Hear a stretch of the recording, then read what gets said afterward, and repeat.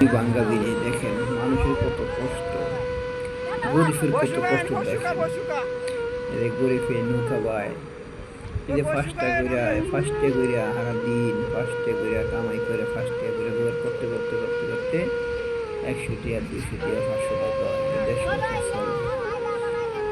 এটাই গরিবের জীবন ভাই, এটাই বলে গরিবের জীবন। দেখেন কত কষ্ট, কত কষ্ট না করে।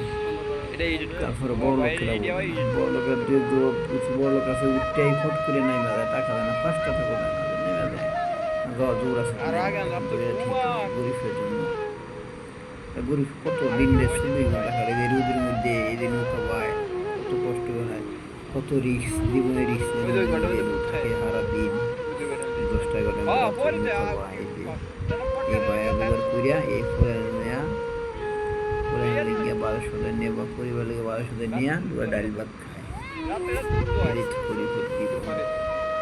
কত কষ্ট করতেছে। আর আমরা কিছু কিছু বড় লোক আছে, গরিব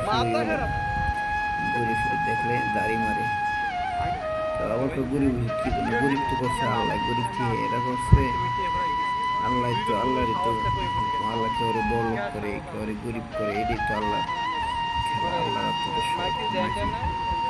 মানুষের কিছু আছে, এটা সবাই বোঝে না।